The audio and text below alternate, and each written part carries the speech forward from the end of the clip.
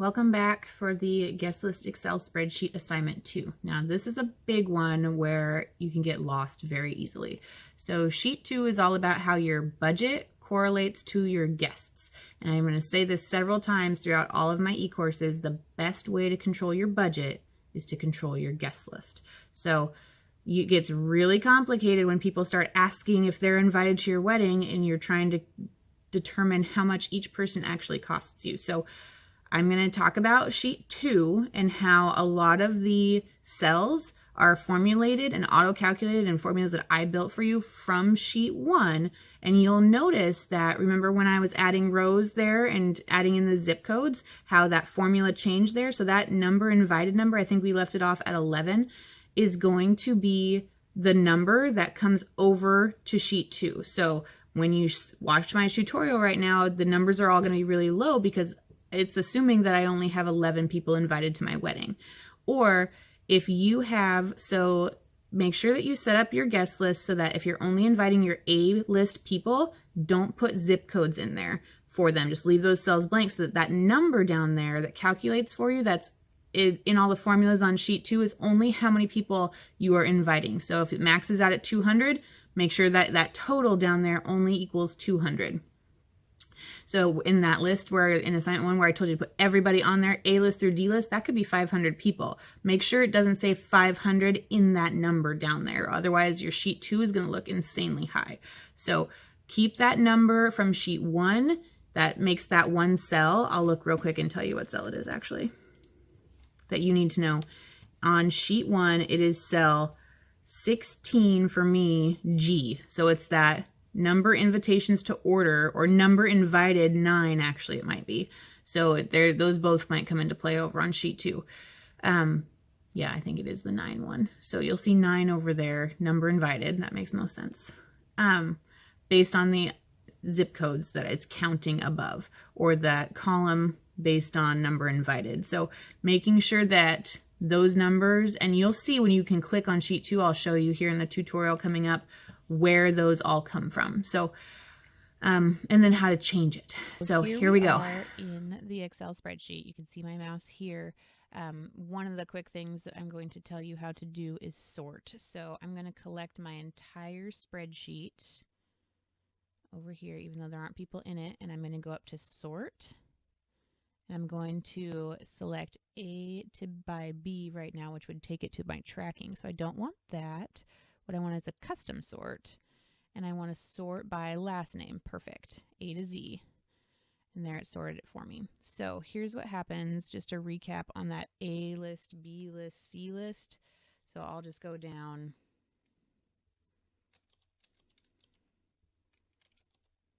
There. So then I'll track all that again, and I will go up to sort, custom sort again. And this time I want to sort by list. There's that. There you go.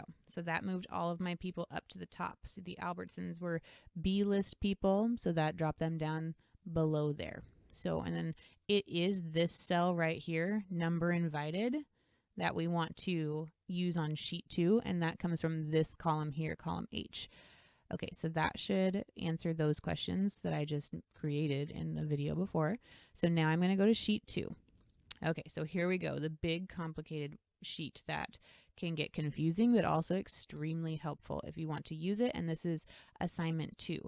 So the main purpose for assignment 2 is bookkeeping and eliminating overlooked spending red flags. So to do that, we're going to kind of do 2 parts. We're going to reevaluate everything that's in green because that's my stock information. And then we're also going to calculate a couple things that we know we already have in our budget. So first thing let's talk about is this estimated wedding total, and it's highlighted in blue because it's kind of a fake number so far until your guest list is complete and you know all of your vendor costs. So this number right here is from the cell D107. So let's go down and find that. I'll show you where it is, way down here. There it is right there. And I click on that, and here's the formula that builds that number. It's D46 plus G88 plus D yada yada. So let's go up and find out what those are. So that right there is already a negative number because we have less people on our guest list. We only have 9 that we're calculating. So it's minus 10 right there with that formula. So right now I know that number is false. Right here, this number, because I don't know how much my wedding dress actually was. I don't know all these numbers because they're all green. They're my numbers. But as you start putting these expenses in, it will correct down here for you. And this will become your actual expense, which is purple. So going up, continuing to go up. So yes, there's that number invited and there's my invitation cost. It's only 11. So this number is super low because I know that I'm already using more than 11 invitations. So that big estimate up there in the blue number is the total combined of all these blue cells. So that helps you with a little bit of color coding right there. Like for this, my florist was 2,000, my DJ was 1,000, your DJ might be 500, and your flowers might be 3,000. So as your information comes in, you will see this number change a lot. And right away, you'll start changing my numbers to your numbers, so you'll have information here. These numbers right here, the actual wedding date is the red cells, which you can see are over here. Sometimes when you are planning your wedding, you have just estimates to work with. Like your caterer is a huge estimate because you can't possibly know how those are going to shake down because you don't have RSVPs in. So your caterer is one of those who really works with an estimate, the whole wedding planning experience. Same thing goes for the florist because you don't know exactly how many tables you have for centerpieces and things like that. So this column, as things come in and things are solidified, you know that this side is what you want to work on. And then couples cost after contributions. So this right here is G107 minus D16, and that comes down here. So if you know these numbers already, you can put those in. So here's those D columns. Let's say that your mom is giving you $100 for your wedding, and maybe his dad is giving you $500. So you can just put those numbers in. So you have $600 of contributions. So there you go. It cost you negative dollars. So you made money on your wedding. But sometimes those numbers are not that big. So let's move on to the rest of assignment 2 and identifying your costs. So the first thing that you want to do is, this is my Project Block e-course. There's $200 there. If you're going to join us over there, make sure that you put that in there. And that may change. So if it's still $200, you better snag it because it's probably going up. Whatever your wedding venue is, all of these cells calculate over on sheet 3, which I'll tell you about later.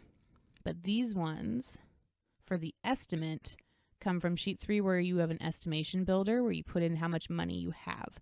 So right now I'm not going to mess with those because they are formulas. But what I could do is go over here and see how that's just 0. There's no formula there. But if you actually know how much your venue was, plug that right on in and we will know. See, that number just changed because now we have actual numbers.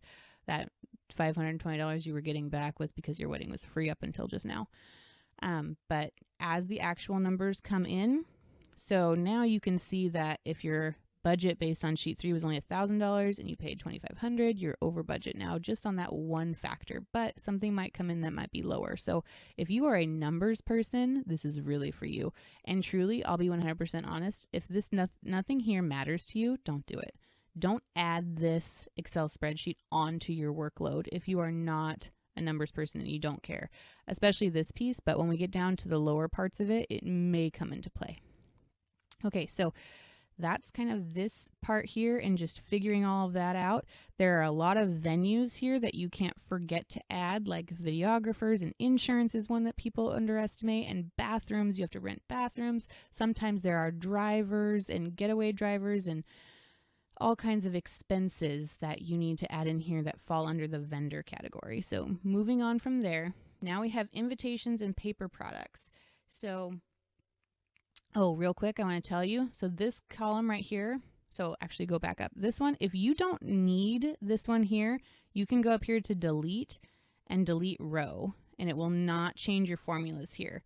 But if you delete this row, you will lose all of this information. Let's just see what happens. Boom, and now you have, so we will undo that, and everything comes back to normal.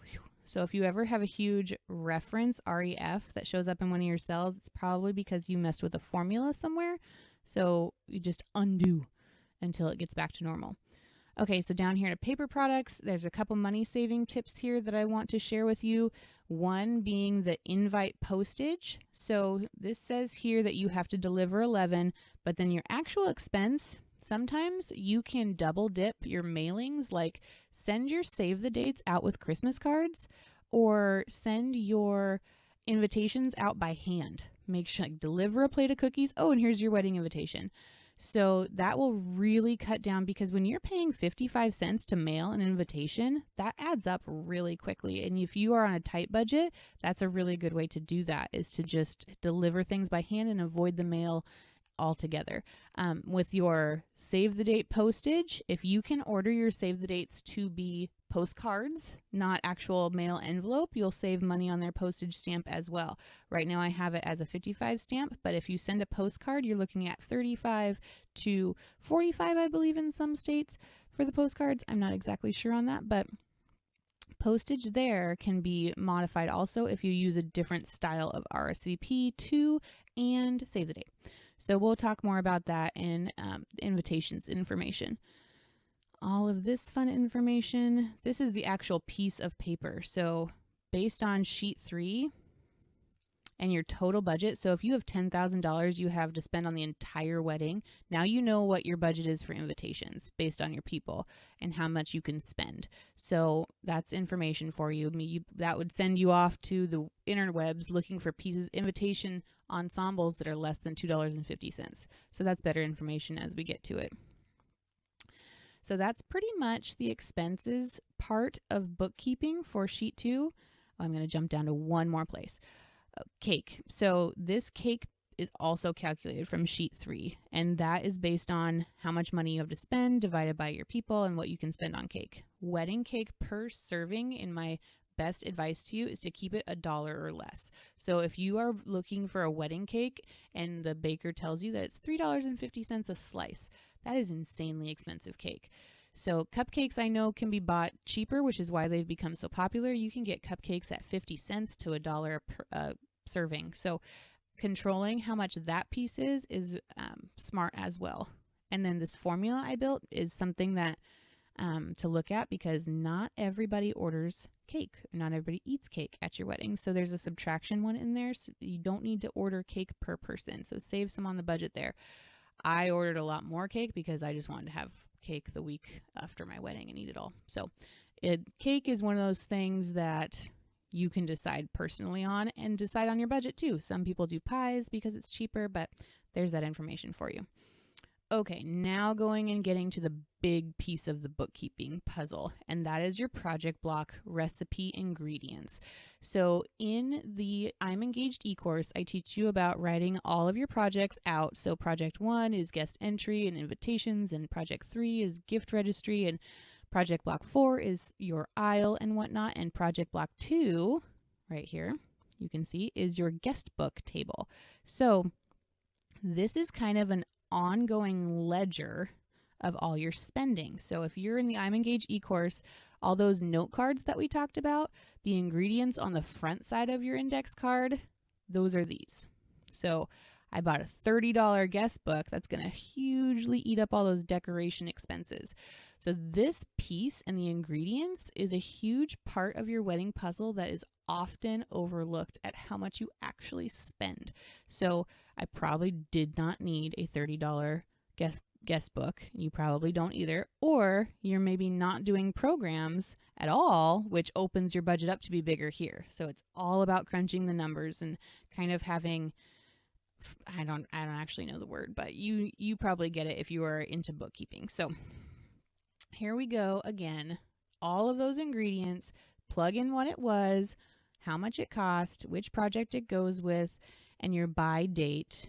And then this tells you also, here's a fun fact that I put in there, it's reusable wedding program value. And what that is how much you can sell it for after your wedding if you don't use it, or even if you do use it. So granted, you're probably not going to be able to resell your guest book, but look here, your cake knife and server, you can totally resell those if you don't want to keep them.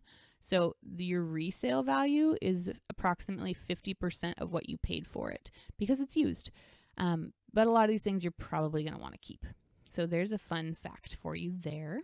Let's see if there's anything else. That's pretty much it for assignment 2. I'm just going to look over and you can skim over the content there in the lecture. Yep, that's pretty much it. So just keeping track of your spending right here is a huge deal to help you control your budget. And if you don't have expenses, like if you know you're not buying programs at all, go ahead and delete that row altogether.